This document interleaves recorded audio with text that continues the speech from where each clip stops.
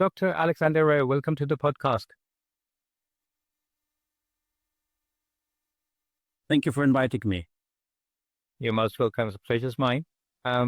Alexander, we're living in interesting times, so it's a pleasure to have you here to help us unpack some of the current events, especially those pertaining to Ukraine. But if you also have time, I'd like to touch upon the Middle East as well, get your opinion on that as well. Before we get started in the conversation, would you mind just taking a moment to introduce your background? My name is Alexander Rahr.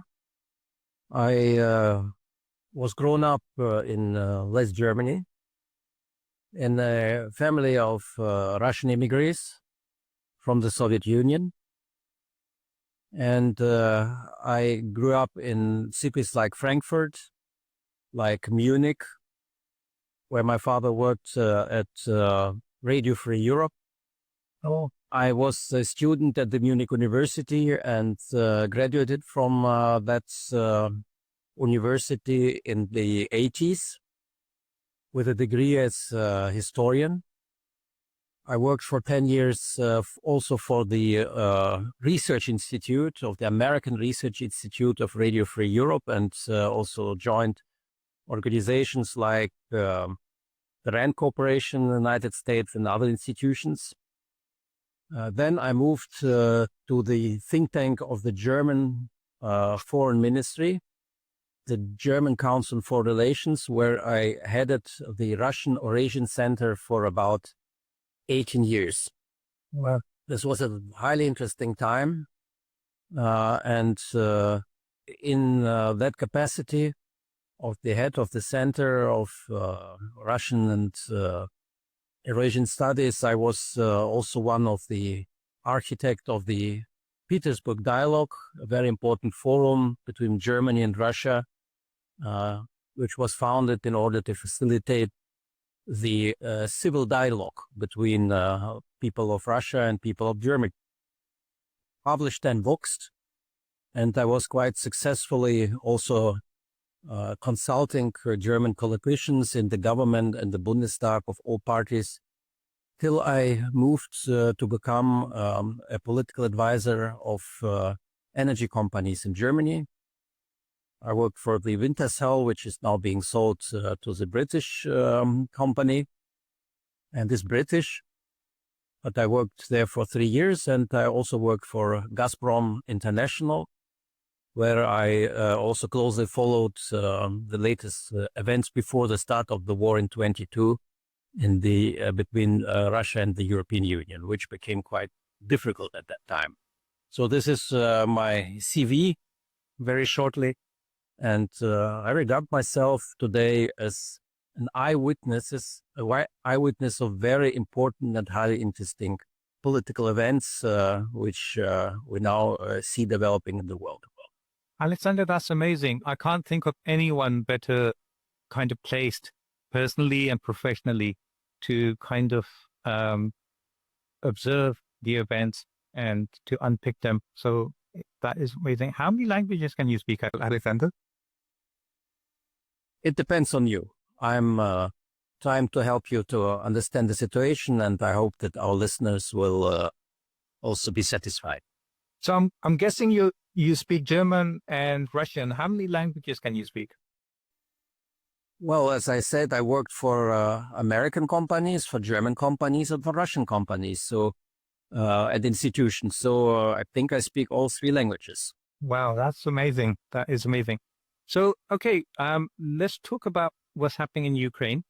I'd like to talk to you about what's happening currently, but before we get to that, can you tell us briefly, maybe in your opinion, how did we get to where we are? And there seems to be 2 points of views. One says that Russia has imperial ambitions and wants to revive the Soviet Union, and the other says that Russia was provoked into this war by NATO, and it was like a conscious kind of a ploy.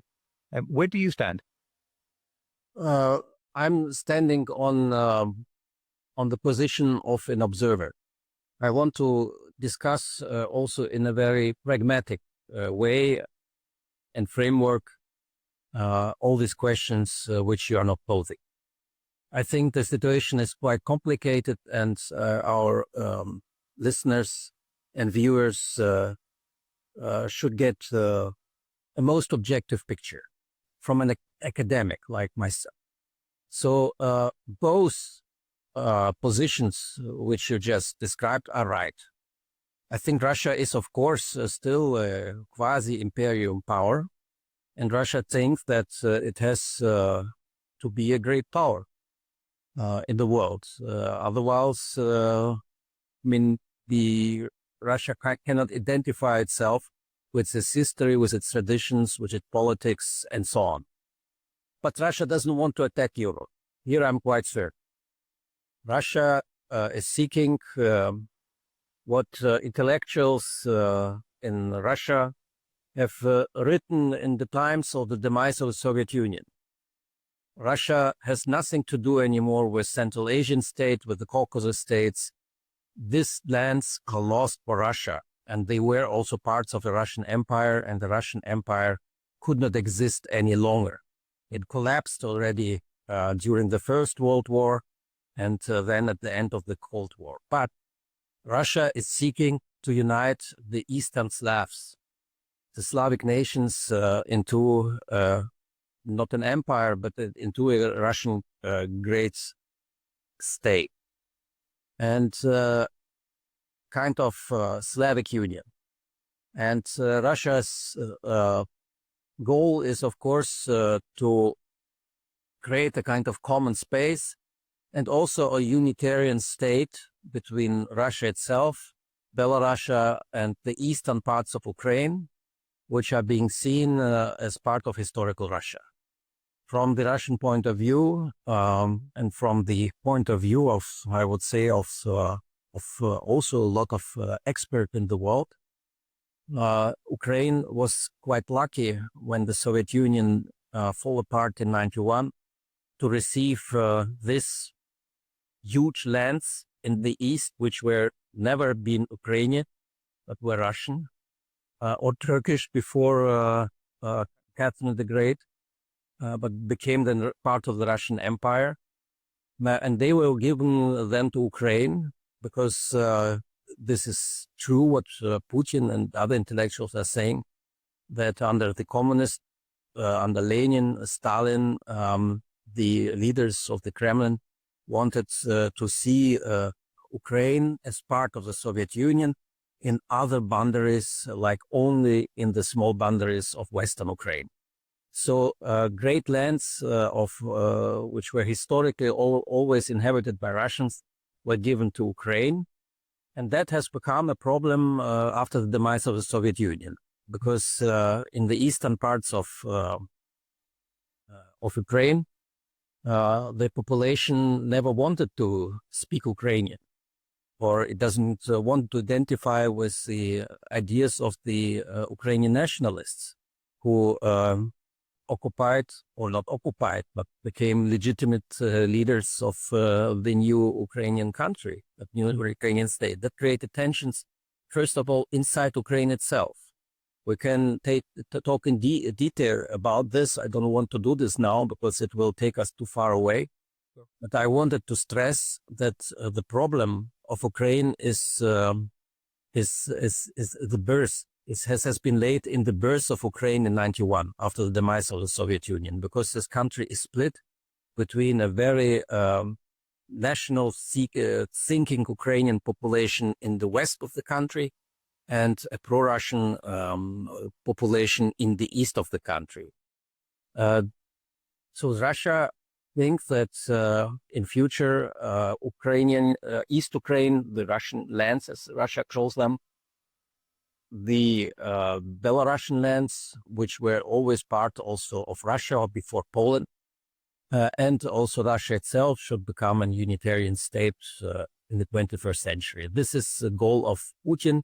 This is the goal of the Russian elites, and there is no further going plans to attack the Baltic states, Poland, or even Germany. I'm quite sure about this. Now about the conflict itself. What I described now is one root of the conflict.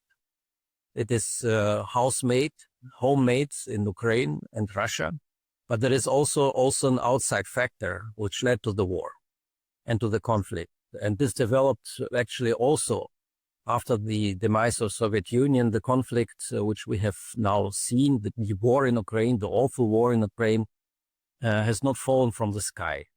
I must say we have witnessed the problems which arose by year from year since 91.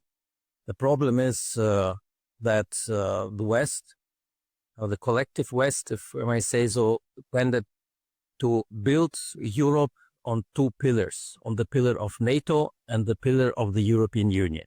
And Russia could not, per definition, become member of NATO or become member of the European Union. Nobody invited Russia or wanted Russia to see in these two organizations. But Russia regards itself, actually, it is so.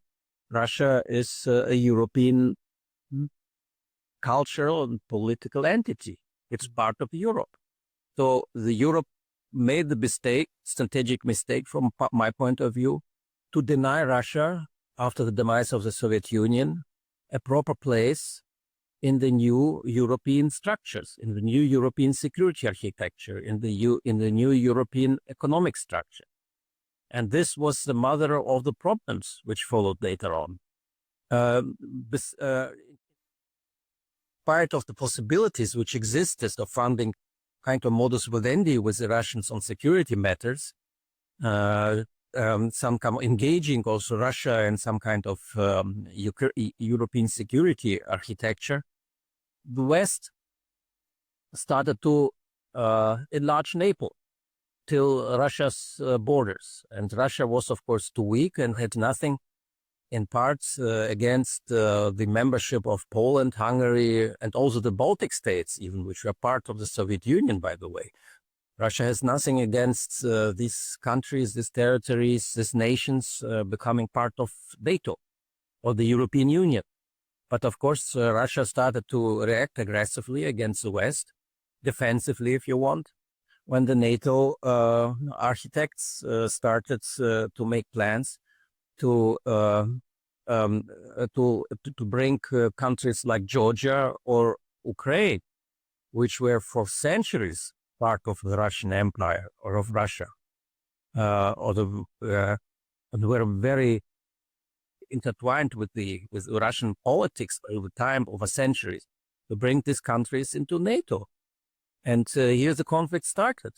I remember the important historical speech of Vladimir Putin in 2007 on the Munich Security Conference, where Putin rightly said that, from his point of view, of course, that if NATO further enlarges to Russian influence spheres, then there will be a war. There will be a huge conflict. Russia will never accept this.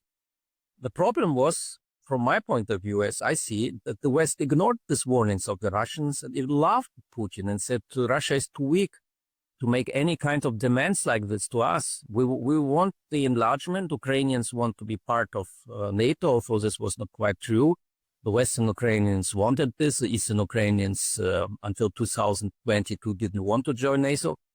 But nevertheless, there were plans, especially made in Washington and Great Britain, to enlarge NATO to Ukraine. And not only that, in practical terms, also the West began to cooperate in military spheres with Kiev, with Ukraine, giving and providing Ukraine with modern weapons, which, of course, arguably, from the point of view of America and Great Britain, was the right thing, because they said we have to help the Ukrainians to defend themselves against Russian imperialism. On the same time, Russia said it's not tolerable that this country, Ukraine, which was part of Russia and where half of the population still identifies itself with the Russian culture, and which is part of Russian sphere of interest, is becoming part of NATO's sphere of interest or part of the West. So this is the root of the conflict. I think the problem was the NATO enlargement, which sooner or later would have come. It's not true if politicians in the West today say that the NATO enlargement to Ukraine was never on the agenda. We spoke about this, but we didn't want to accomplish so. That's not true. Of course, Ukrainian membership in NATO would have come sooner than later. Yeah. And the Russians understood this and wanted to prevent this by this act of war, which I completely think I reject this kind of policy. I think that this was a mistake of President Putin to launch such a great war against Ukraine and against Europe. But nevertheless, I wanted to explain to our listeners the roots of the conflict and the narrative about this, which exists in the West and exists also in Russia. Hey there. I hope you're enjoying this episode. Let me just take a moment to introduce our sponsors for today. This episode is kindly being sponsored by the Worldwide Listings Company Limited, or WLC for short. WLC is a complete A to Z Amazon account management service. So if you're looking to start an e-commerce business, or you already have a business that you want to take to the next level, then get in touch and WLC will be able to help. Just for transparency purposes, let me also mention that WLC is a company that I personally created and am a director of. So when you get in touch with WLC, you will be speaking with directly myself or my team, and we very much look forward to speaking with you to see how we can serve your needs. Thank you. And with that said, let's get back to the episode. Thank you so much for that analysis. I've never actually heard anyone give such a balanced view where you covered Russian ambitions and also the NATO expansion. It's always one or the other. So thank you very much for that. It's just listening to what you said. I'm also reminded how in his speech before the war started in 2022, Putin talked about the Soviet Union, and Europeans used that speech to kind of say how, see, he's like trying to revive the Soviet Union again. But they ignored the fact that he mentioned something like anyone who isn't sad to see the demise of Soviet Union doesn't have a heart, and anyone who wants to see it revived doesn't have a brain, or something like that. So he clearly said that he's not interested in reviving the Soviet Union as such. Also, tell me if I'm wrong, but I don't see any evidence that Russia wants to take over the whole of Ukraine. They're only interested in, as you mentioned, in the eastern bit, which is the ethnically Russian part of Ukraine. They're interested in that, whereas in Europe, in the West, there's generally this kind of a view brought forward that he wants to go all the way to the Poland border. I don't see any evidence of that. I don't see this evidence either. I described already the attitudes and, if you want, the goals of the Russian elites, not only Putin, but partly the Russian elites who think that the Slavic core union should emerge. This is logical from historical point of view and from the security aspects of Russia as well. I think one track. Yes, sorry. I missed one important point when I in the first answer when I answered your question. You know, in my humble belief, still, and from my experience, I must, as a historian, I must say that the Soviet Union's demise, the departure of the Soviet Union, cannot be compared by no means with the capitalization or with the end of Hitler Germany in 1945. Something what the West tends to ignore. The Western historians, Western politicians often say that the Soviet Union fell apart because the Russians had lost the Cold War, like the Germans lost under Hitler the Second World War. That Germany lost the Second World War is correct. But from my point of view, the Russians did not lose the Cold War. The Russians deliberately gave away Eastern Europe to the West, if you want. And also the Russian leadership at the time, Gorbachev and Yeltsin, dismantled the Warsaw Pact, the whole architecture of the communist empire in the East. And became, I would say, a state, if you talk about Russia, accepting also the other states around itself as a European state. Yes, Russia has not intended to build a democratic, liberal statehood on its territory. But traditionally, it's rather questionable whether it could have been achieved even in 10, 20 years. Yeah. So what Russia became is something what historians always said during the Cold War, that Russia would never become a Western-like democracy after communism. Russia, when it departs from the communist ideology, will become a nationalistic state, a state with national interests, but still a great power, what Russia has become in 91. And the West didn't want to accept that Russia is a great power. Russia was treated like Germany in 45, as a country which lost. And lost the Cold War, lost almost everything, and had to be dependent on the wishes and the will of the West. And this is a policy which led to the deadlock, because the Russians accepted its weakness in the 90s. It's where Russians were interested under Yeltsin, in even beginning of the Putin presidency, to become closer ally of the West in many issues, but Russia refuses to give up the idea of resurrecting itself as a great power. A great power means that Russia, like the United States, have a zone of influence, and the zone of influence in Russia are not the Baltic states or Poland, what you rightly said. So the Russians have nothing to do in these regions. These countries are part of the West. They're NATO. And this is accepted. But Russia has not accepted, again, the wish of the West to extend its influence on Ukraine, the Caucasus, Central Asia, parts of territories which Russia regarded as its own zone of interest. I think, of course, you can blame Russia for this imperialistic thinking. I would say it's rather a post-imperialistic thinking, because Russia is not attacking countries in Central Asia and the Caucasus. The war in Ukraine, I would say it's an exemption.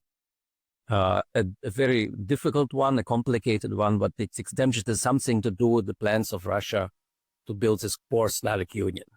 But at the same time, Russia stood firmly in Ukraine of defending and fighting aggressively, if you want, for its national and for its geographic interest as a great power in Europe. And our mistake in Europe has been not to recognize this, and we still do not recognize.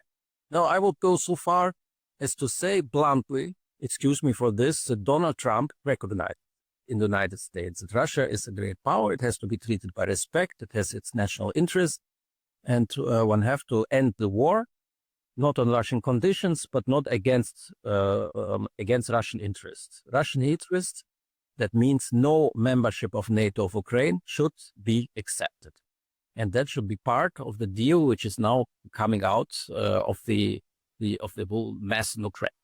There will be, in my point of view, a kind of arrangement, maybe a peace treaty, of course accepted also by Ukrainians, who will not win this war and will lose American support.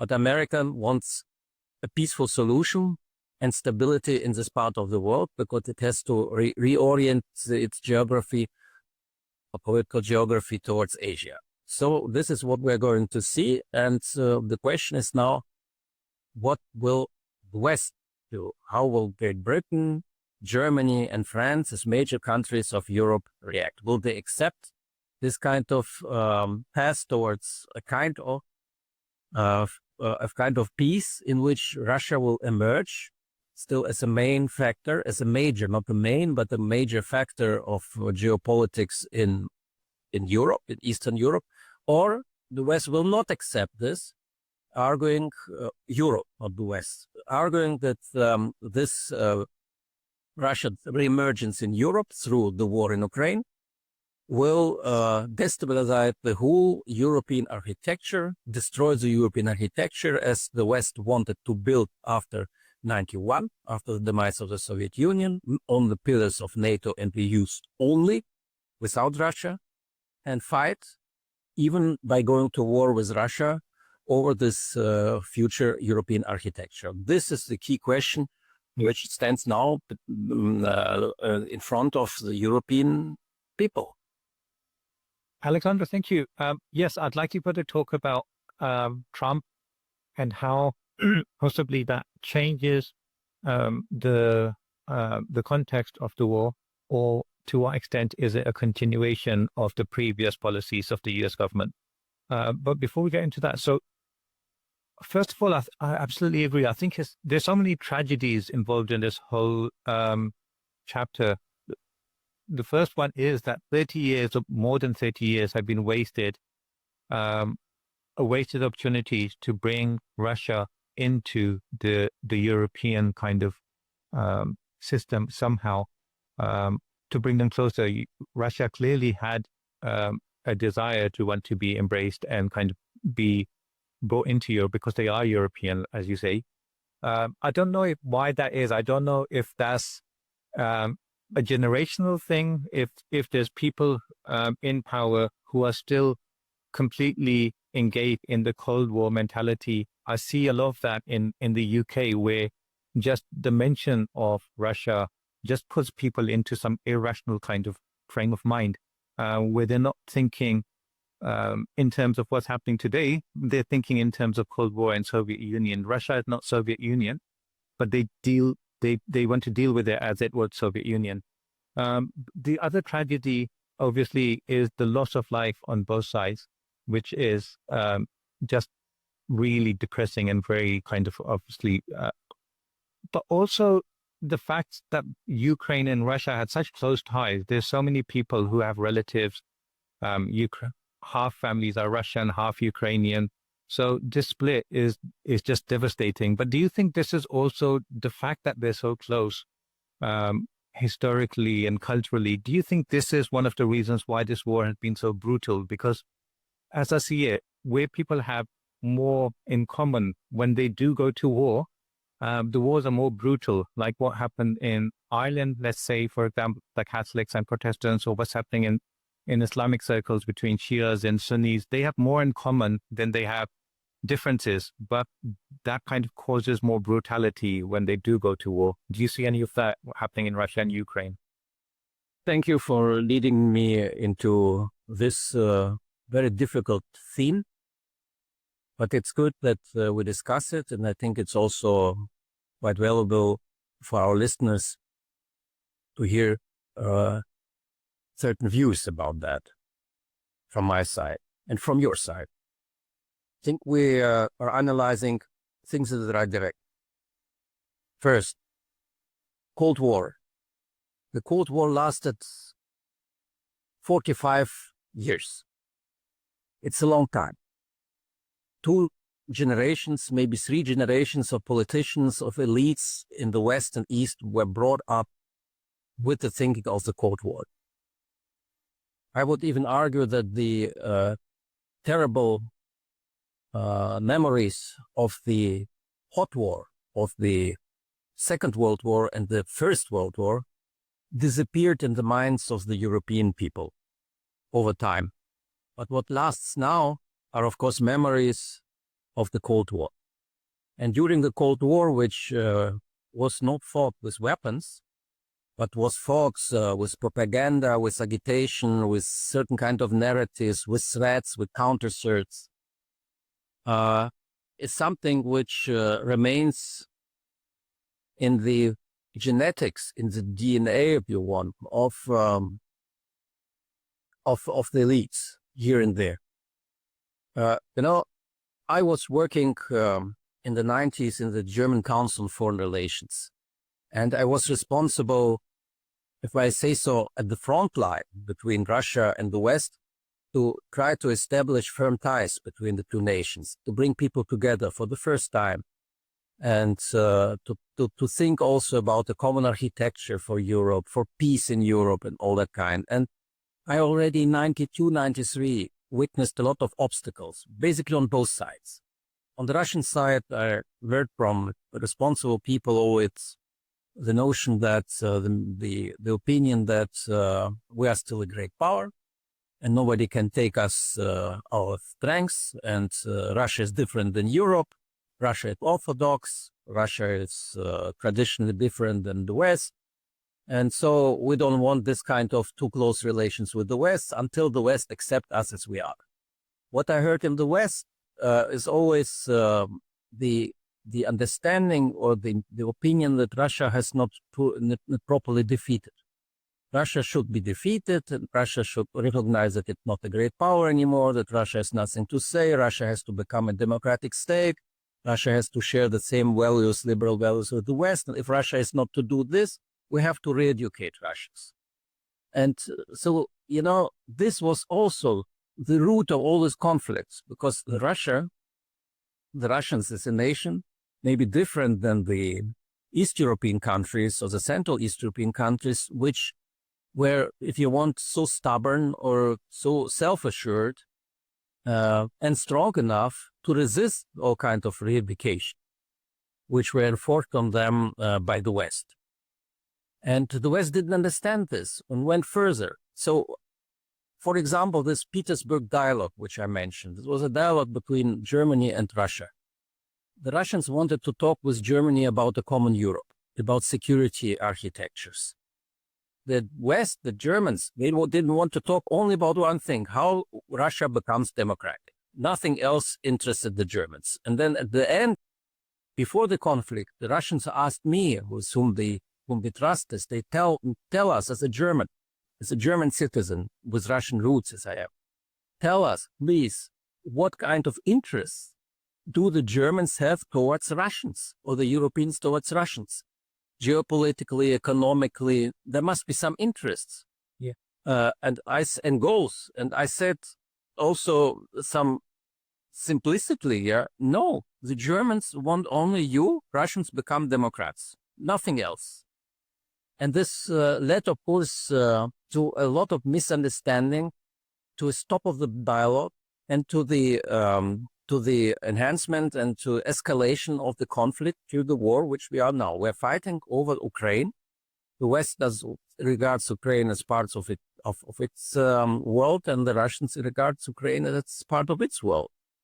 And at the end, Ukraine will be split. This is what I foresee for the forecast for the development in Ukraine. There will be a split in Ukraine, something which could have already happened in the 90s, but will happen now during the war.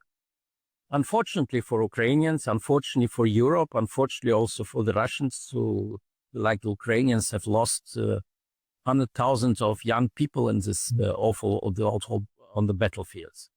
So your question was also about, as I understand, about future, about the ways how one can somehow understand each other better, or some kind approach it other after the war in a kind of more modest way.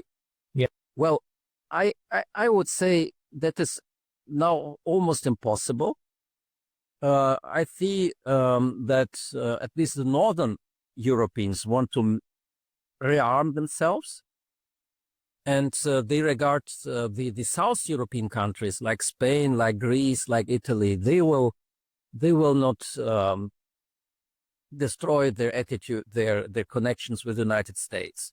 They will always also seek a normalization with Russia, first of all, on economic terms, because they don't have this geopolitical further going views on the European architecture or European identity. The Brits, the Germans, and the French are different. They are geopolitically minded concerning Europe, and they don't want to have Russia in this Europe. They want to squeeze Russia back to Asia, and they are also inclined to risk conflict with the United States and to distance themselves from the United States in order to sleep their identity, which is based also on a lot of Russophobia and anti-Russian politics in Europe. I think that the militarization of Europe will come, and you cannot stop it, because it's in the interest obviously, of the ruling elites in Europe. The roots of this come from as I told you, from the Cold War. This is all understandable. And okay, in many ways, the Europeans have legitimate aims in this way to protect themselves from, as they see, Russia as an enemy. But what is very important, as a person who grew up with politics in the 70s and 80s and also 90s, in the beginning of the century, you cannot, and that would be a catastrophe, conduct only militarization and build up of arms, the preparation of war without détente, without diplomacy at the same time. It should be a parallel path. On the one hand, yes, you have, we can build up your military mighty in Europe. The Russians will do the same in Russia. What is one thing? Terrible thing, by the way, because it will change the landscape of Europe for the next decades. We will have tanks on the streets. We will have soldiers on the streets. We will have rockets standing, missiles standing in Europe and in Kaliningrad, which I think it's, from my point of view, a catastrophe, but it will happen. But at the same time, and here is my pledge, I think normal and responsible people should support this idea. Parallel to this, you have to do détente. You have to try to find diplomatic solutions. You have to negotiate. You have to negotiate. And this is also what Trump has understood, other than Mr. Stammer or Mr. Scholz or Merz, or Macron, who do not want to speak with Putin at all. They have to, because it's up to them, to us all, to prevent a war which can develop into a nuclear war very quickly. Those who don't understand this and don't believe to this are very naive. A war with nuclear weapons can start very soon if direct confrontation in Ukraine between NATO troops and Russia, even on a small scale, will.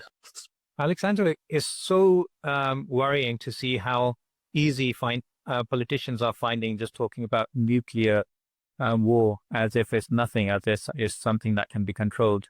It's just terrifying. Also, tell me what you think about. Firstly, I think Angela Merkel had a better appreciation of the Russian sentiment just because she was born in Eastern Germany, which I think at the time came under the USSR. So do you think there was a difference of attitude from then and now between Germany? Yes, I think that I don't want to praise Merkel because I think that Merkel did a lot of mistakes in Germany. But in terms of Russia, she was probably on the right track, I would say, because she combined the policy of some kind of unfriendliness or threats towards Russia, saying if Russia doesn't do this and this, we will do from our point of view all of this and that. And she was very difficult for the Russian and hard negotiator, also in the so-called Minsk process agreements when the conflict in Ukraine started in 2014. But in my mind, she at least, where I should acknowledge one thing, she stopped the war at that time through her policy, because the war between the West and Russia or between Ukraine and Russia could have started at 2014. Yeah. And Merkel did, in my point of view, everything to prevent this war. She was thinking in the right categories. Now she's gone, and we have not opposites of Merkel in power. We have a new generation in power. Also, Mr. Merz, who probably will become chancellor in Germany, is almost as old as Merkel. But the generations, if you see the politicians in the Green Party in Germany or in the Social Democratic Party, also in the Christian Democratic Party, these are younger people. The Germany is today ruled by people who are between 50 and 40. And I must say that these people have lost in my view, yes, I may be wrong, but this is my observation. They lost all the contacts, all the understandings, all the memories concerning the Second World War, and also the Cold War. They think indeed that they are, first of all, triumphalist. They think that the West has won a historical battle in 91 with the demise and departure of the Soviet Union, with the end of the Soviet Empire. They forget that the empire has defeated itself and also dissolved itself under Gorbachev's perestroika and under Yeltsin. This was the will of the Russians themselves. Also, they are today saying that the West has destroyed the Soviet Union, but that's nonsense. The Russians themselves had no other alternative is to get rid of the empire at that time. But the West has not won at all. It is a huge present of history, a gift of history, which was delivered to the West in terms of Eastern Europe, which became part of NATO and European Union. Russians, Ukrainians were oriented towards Western values at that time. Yeah. And I must say this was not the Western victory. This was the time which was like this. And the present generation of politicians today, they think that this has to be taken by granted, that the West always wins. And we ignore not only Russia intentions or Russia's interests, we ignore or the Russia's developments, we ignore Asia. Also, Asia is overtaking Europe. We ignore the United States. If you today read what our press, British press, German press, French press is writing about, for example, United States, it's only anti-Trump. What are we writing about China? Only attacking the Chinese dictatorship. What are we knowing about Russians? What are our correspondents reporting about Russia? Only that Russia is aggressive and wants to attack the West, nothing else. This is not enough. I think this is actually a catastrophe for our media. And sorry, you are also representatives of this media, and myself too. Also, in Germany, it's very difficult for me to be published because of they don't support my views, which I'm expressing, thankfully, in your broadcast. But the thing is that we are right. I mean, here also the media have to take also more responsibility in its hand to show us the planet and the picture of the world as it realistically is, and not like George Orwell described it in his famous book 1984. Alexander, you're so right. The news that are coming out of Europe in regards to Trump, in regards to China, Russia, are so simplistic. It clearly is propaganda, but it's propaganda that they kind of, it's one thing to have propaganda, but it's another thing to fall for your own propaganda. And that's what it seems like they're doing, talking about Ukraine war in such simplistic terms, talking about Putin is dying, Putin is ill. They'll talk in one same breath, they talk about how Russia's weak, and then they talk about how Russia is a big threat and we need to arm ourselves against Russia. It's very simplistic and very irrational the way the media is going. And that's why I was so delighted to get a chance to speak to you, because in America, there's voices, consenting voices that want to bring balance to the whole conversation, but we don't really see that in Europe. So I can only imagine how difficult it must be for you being an academic in Germany. Also, Alexander, I find it interesting. We're talking about the war in Ukraine, and so far we haven't really talked about Ukraine. We've been talking about Russia, Europe, a bit about America. And I think that's right, because I don't see this as a war between Russia and Ukraine. I see this as a war between Russia and NATO, in which Ukraine is getting damaged, getting all the burden. But if you look at Ukraine for a minute, what do you think how Ukraine dealt with this whole situation? Because yes, Ukraine wants to be part of Europe, wants to have common kind of a worldview. But at the same time, Ukraine, Eastern Ukraine cannot be European, just like Western European cannot be Russian. So they didn't kind of see the reality of their own people. And they had an excellent opportunity to be neutral and to get the benefit of both worlds, and to be a successful, prosperous nation, in my view. I don't know what you think about this. Also, one other question, can you tell us a little bit about the whole neo-Nazi influence in Ukraine? Because a lot has been talked about that. What is the influence of the neo-Nazis? Well, you asked me two questions. First of all, about Ukraine's future and Ukraine's stance now. As I said, I think that Ukraine will be split, will be divided along this front line which exists today. And then the problem starts, new problem starts, because first of all, who will rebuild this Ukraine after the war? The Russians will obviously have to find money. Probably the Chinese and the Indians will help them, or some Asian countries, to rebuild eastern Ukraine, all these destroyed cities, which has to be re-inhabited again by people, maybe from Russia, maybe from other countries, or from Ukraine, people which will return to these destroyed cities when they are rebuilt again, who knows. I don't think that there will be a real front line, a new Iron Curtain between East and West Ukraine. I don't see it. The problem of the West Ukraine is also to consolidate itself, because I will tell you, there are a lot of East Ukrainians who speak Russian and not Ukrainian and are affiliated with the Russian culture. Yeah. And by the way, these were people who are also Ukrainians. They fought Russia. They defended Ukraine against the Russian invasion. But ideologically, these are not people who identify themselves with the Western Ukrainian mindset. These people will say, we saved Ukraine, at least this part in the central Ukraine and parts of the eastern Ukraine, which will remain Ukraine, which will not be part of Russia.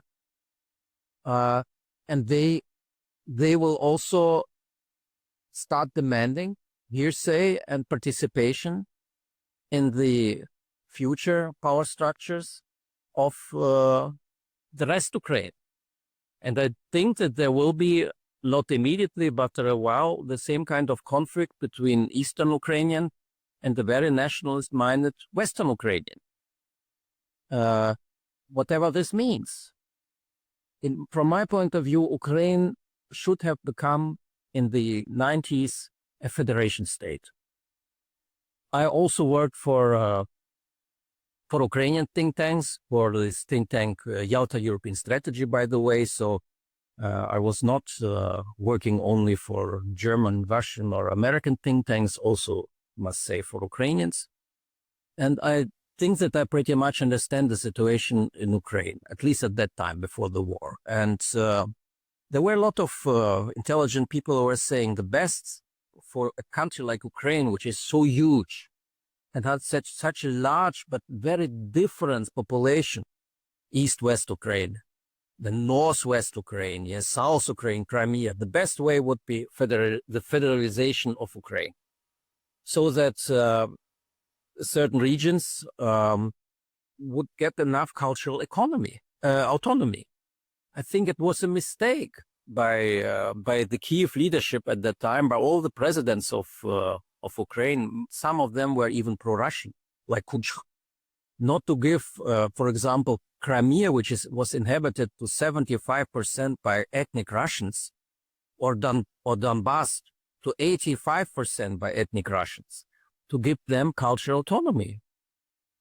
And that would have preserved the Ukrainian state in the former framework.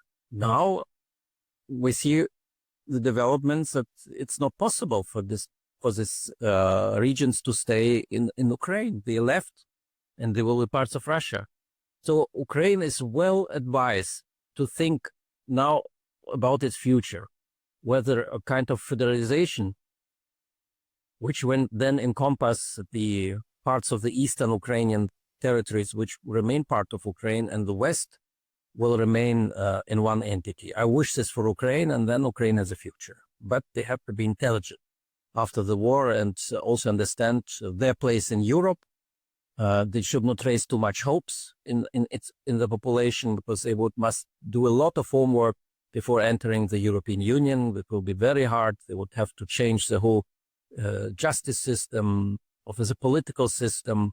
It will take time, 10 years. This 10 years, you have to do the homework in order to enter, the West Ukraine, enter the European Union. Whatever will, be the European Union in 10 years. What is also an important and interesting question, which has nothing to do with our discussion today, but nevertheless. And about Nazis in Ukraine, I will be very blunt and open with you. I worked for Radio Free Europe when I was a child, a young person. And I must say, at Radio Free Europe, at the Ukrainian desk, and also this was an American organization, but still I met a lot of Ukrainians who were my colleagues in Radio Free Europe. And they were almost all Anka's children, or Anka's, or how do you call it, this children of the grandparents, were parts of those Ukrainian units who fought together with the Germans against Stalin and against the Soviet Union. So they have the mindset. And I understood, I would not say that some of them, of the children of my colleagues, were not Nazis, not at all, of course. They were Ukrainian nationalists who hated Russia because of all this historical complicated developments, and because of history, because the Russians, of course, tended always to regard Ukraine as part of, and also the West, part of Russia, imperial Russia. But at the same time, they were doing everything to build up, to foster this nationalist ideas of Ukraine, of West Ukraine, which actually never has been a state. Only since 91, Western Ukraine has become true Ukraine, and Ukrainian state has been established. There was a small period of time during the First World War when Ukraine had the chance to become a sovereign country. But it was not imperialist Russia or who occupied them. It was partly also Germany, which wanted part of Ukraine for itself, Poland, which wanted to part Ukraine for itself. And there were communists in Ukraine themselves who wanted to join the Soviet Union out of ideological reasons. So this has to be all known. If today people are saying that this country, that Western Ukrainians were always subordinated, were all mistreated by the Russians, you have to know history. And I don't think that you have a huge Nazi movement in Ukraine. You have some Nazi groups which exist. And this is not good. This is absolutely not good. And because Nazi, as we know, was probably the worst ideology, totalitarian ideology, which Europe have seen over 1,000 years, I would, as a jerk. And so sympathizing with Nazi symbols, with Nazi ideology, is not the right thing. It's actually prohibited in Germany and should be prohibited also in all Europe. And I know that the Russians are exaggerating by always saying that there are only Nazis in Kiev. This is wrong. But at the same time, we in the West should be more responsible for these countries, for development in these countries. We cannot tolerate, neither in London, nor in Berlin, nor in Paris, nor in Warsaw, the Nazi demonstrations and marches which happen there from time to time. This is unacceptable from my point of view. Alexander, so let's talk about Trump. We've touched upon Trump a few times in this conversation. What are your views about Trump and his kind of views towards Ukraine?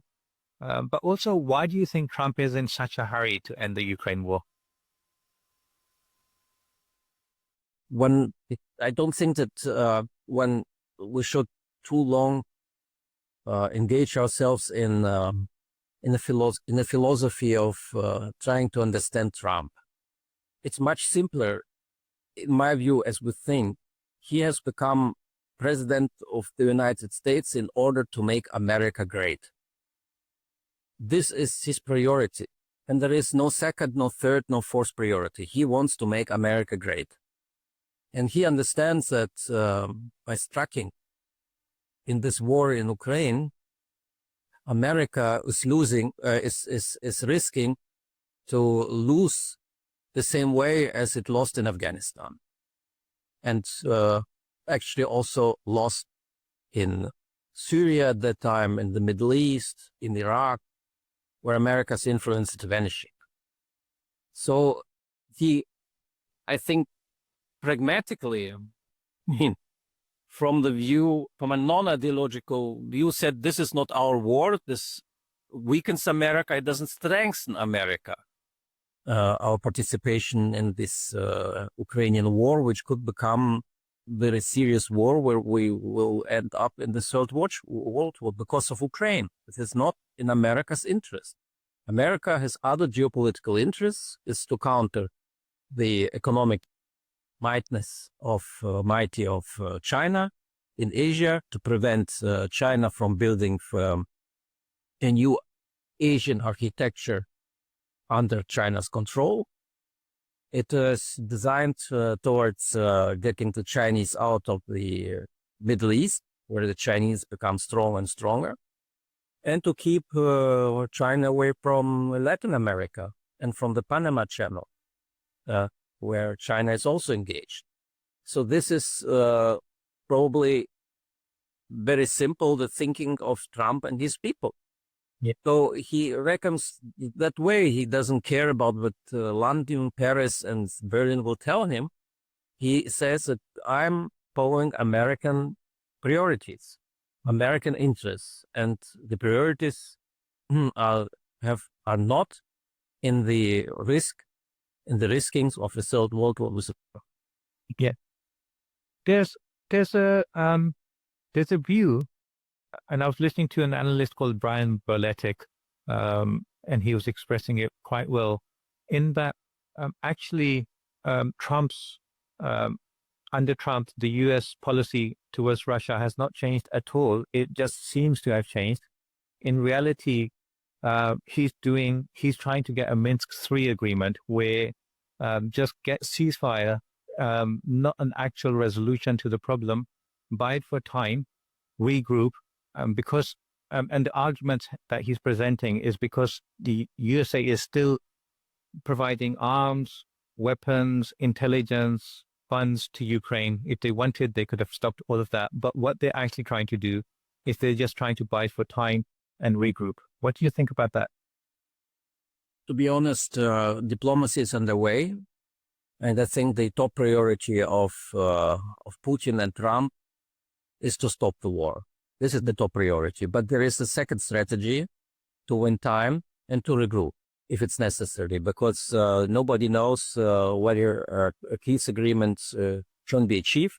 And if it's not achieved, and already tomorrow, Trump and Putin can change from friends or from partners to enemy because of certain circumstances, which we also can discuss. If Russia doesn't want to stop at this front line now, but goes further to the Dnieper, to Odessa, then Trump will switch camps and will be back in the NATO camp immediately. And the war will continue, obviously not one, but many years with new and awful casualties, and also enhancing the risk of Third World War. So, but basically, I said to you, the priority is to stop the war, and this is what leads Trump and his people. And here, I think we can believe him, that he's after this, and we will. He doesn't want the Peace Nobel Prize, but you would be interesting if he gets it. There, the acknowledgement of his historical task, which is trying to to fulfill. So I personally, I wish him luck, because he seems to me the only big politician, besides maybe of the Chinese, who also play double games, but he plays the cards fully right at that time. Stop the war. I think it's really in our interest. Stop the war, stop the killings of younger people, stop it where it is now, and you cannot neglect reality, as almost everyone is doing, with the exception of Trump. Sure, I'm in favor of a peace accord. I hope it will be signed at Easter this year. It's interesting that Christian Easter this year falls at the same day. Once in 5 times, in 5 years it happens. The Orthodox, the Slavic world, and the Catholics and Protestant world will celebrate Easter on the 20th of April, and this will, I think, will be the date, hopefully, where some handshakes, serious handshakes, will happen. Oh, wow. I didn't realize it's a big Easter coming up. So also, let me give you a few statements, and then I'd like to know your views on that. So first of all, as we discussed, after the demise of USSR, NATO and the West gave at least verbal reassurances to Russia that they're not going to expand into the Soviet Union, ex-Soviet Union states, which they did. Then another segment is that America had an agreement, JCPOA, with Iran for its nuclear weapons, nuclear technology, and all of that. They had an agreement. They pulled out of it. Trump was actually himself the one who pulled out of it, walked away from it, and now it's insisting that Iran comes to the negotiation table with worse kind of a starting point than they had before. Then we have the Minsk I, Minsk II agreements, where, as Russia sees it, Ukraine continuously was allowed to violate the agreement. And the West allowed Ukraine to violate the agreement. And at the same time, the West kept imposing sanctions upon sanctions on Russia. Then we have the INF agreement for long-range ballistic missiles between Russia and USA, and America walked away from that. Then we have, at the start of Trump's current term, actually even before he started, he enforced the ceasefire in Gaza, which he himself is now allowing Israel to walk away from, to violate, and at the same time he's blaming Hamas for. So with all of these things, the climate agreement, there's so many that America has just, when it feels like it, just walks away from its agreements. So how can Russia, even with the best of regards for what Trump is saying, how possibly can Russia or any state really, with good faith, come to an agreement with USA?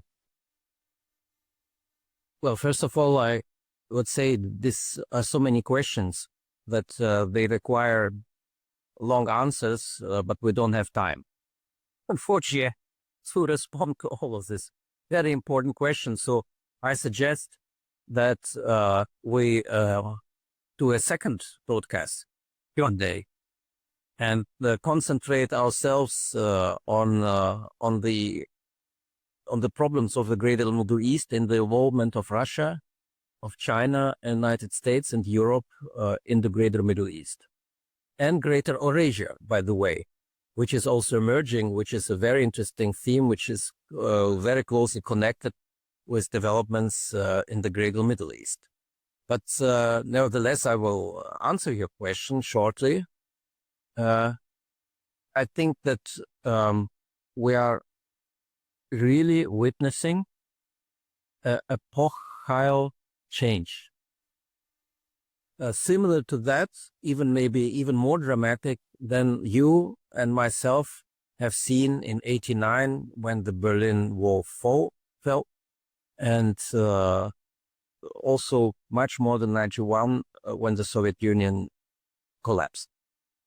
We will see in front of our eyes a new world developing. And these are not only empty phrases. We see already the beginning of the developments. We are not at the end of the developments. We are at the beginning of very dramatic developments, where things which seem to be probably unheard or impossible, unrealistic, will be realistic and will happen. What do I mean? I think that, as we say, that the war in Ukraine will stop, and it will stop with a very complicated way, and it will not stop completely because both sides will not accept the treaty, but it will still stick to this because one will sign it with some piece of paper in order to hold this war for a couple of months or years. The greater Middle East, which you touched upon, is a much greater puzzle in the world. It is much more difficult to lose it. In my view, America has already, because it has become a net producer of oil and gas itself, left geopolitically the greater Middle East in region. The United States is in the region only to defend or be to or keep track with Israel, because Israel is an ally of the United States, probably the closest ally, even closer than the Europeans.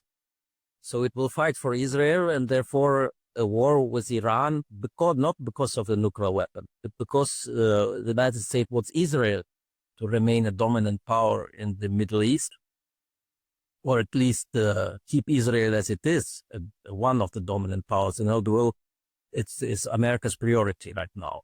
So I cannot exclude a war with Iran.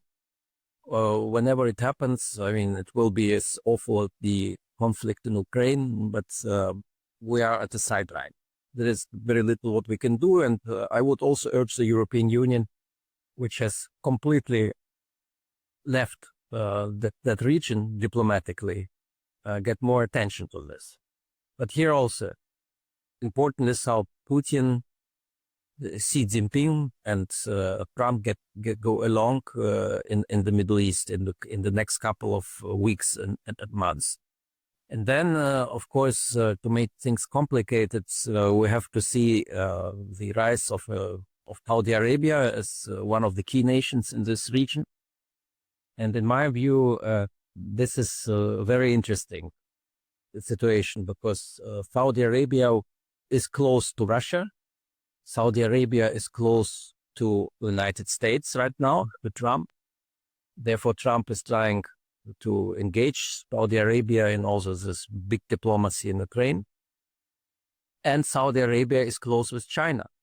Also, that's not so much known, as you see. So what we will see is a lengthy process in the Middle East, where all of the outside powers are too weak as to be the only dominant power in the region.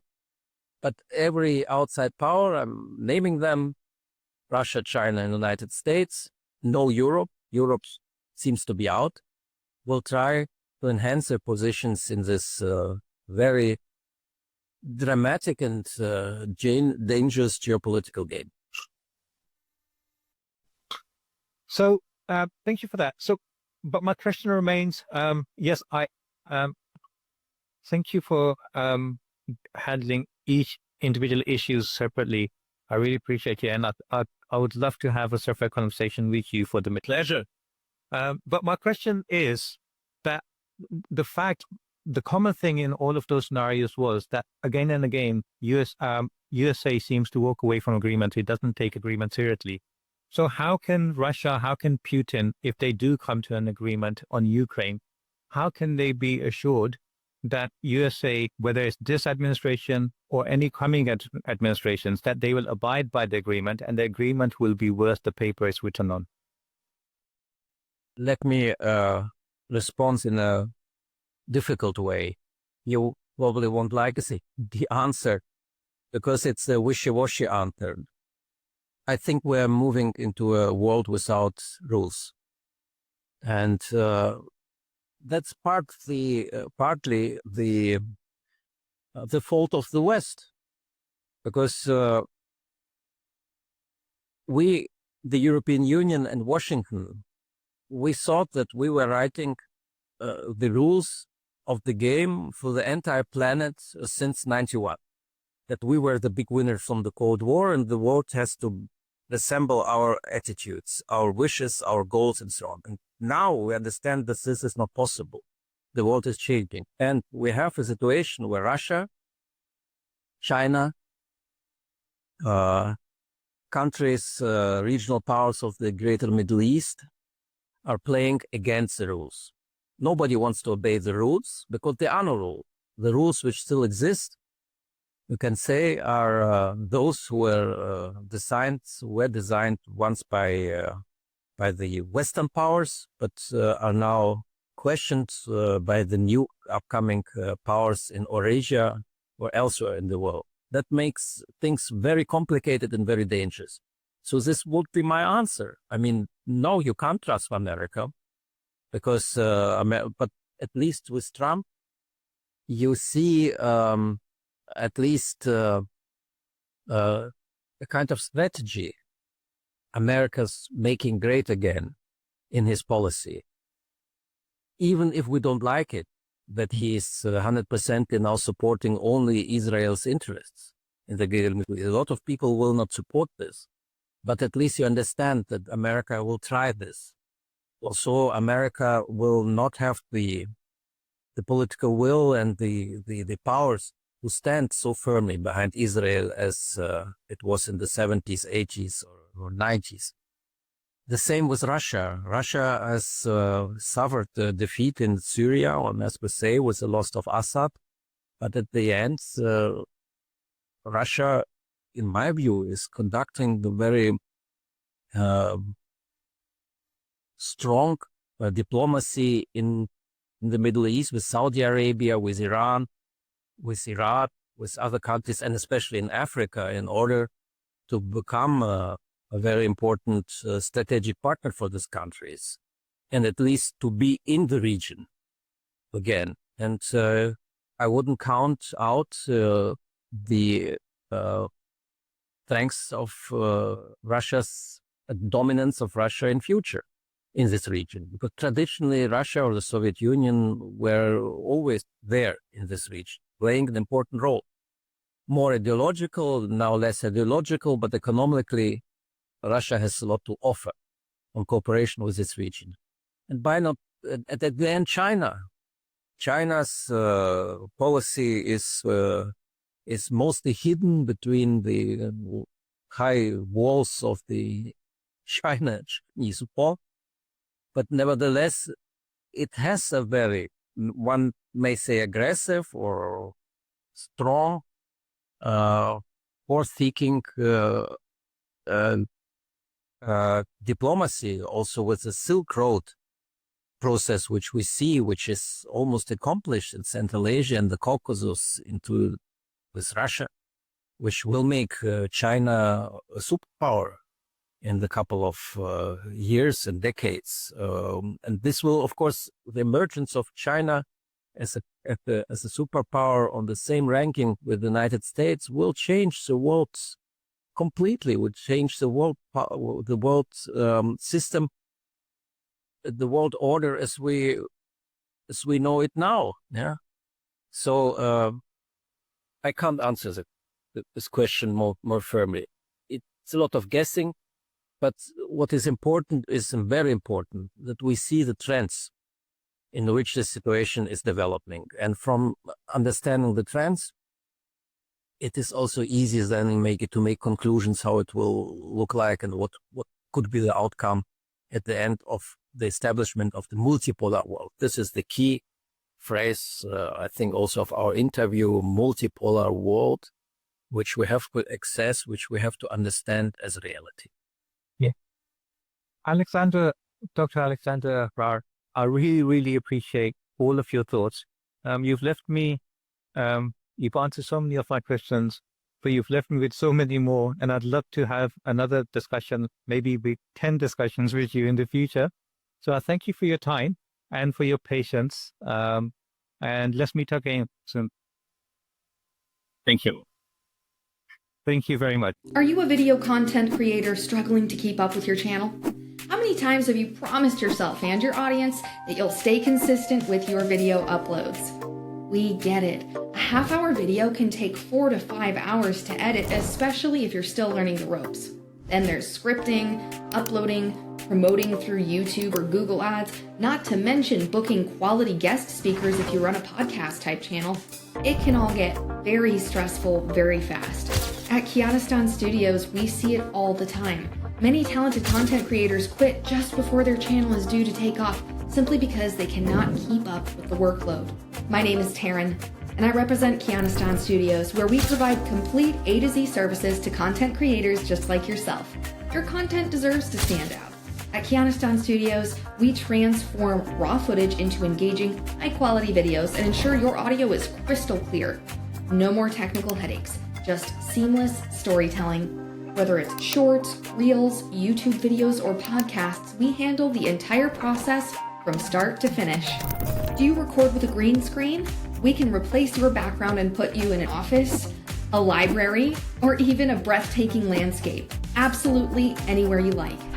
And then there are thumbnails. We all know how important a killer thumbnail is. After all, your title and thumbnail are the only things convincing people to click on your video. At Kianistan Studios, our experienced graphic designers bring your vision to life, helping you grab attention and get more views. Everyone has their own style when it comes to audio and visual effects, and that's great. If you want to add extra flair while keeping your videos unique and authentic, we have you covered. Wow! Did you see that? Do you need guest speakers for your podcast or interviews? We can help you find top quality guests for your show. Need a producer to be present during your recording? No problem. Our team has experience working with all major platforms like Riverside and can ensure everything runs smoothly. Okay, so you've put in the work to create an awesome video. Now it's time to get it in front of the right audience. Whether you're on YouTube, TikTok, Instagram, or Facebook, we create targeted ad campaigns to help your content reach more people and grow your channel. Thanks for watching. Whether you're just starting out or an established creator looking to level up while cutting down your workload and stress, we've got a tailored package for you. And as a special thank you, I'm offering a free video edit up to 30 minutes, no cost, no risk. Try us out and see the results for yourself. Get in touch today. I promise you'll be impressed, not just by our work, but by our professionalism and communication every step of the way. Click on the link and ask for Taryn, and I look forward to speaking with you soon.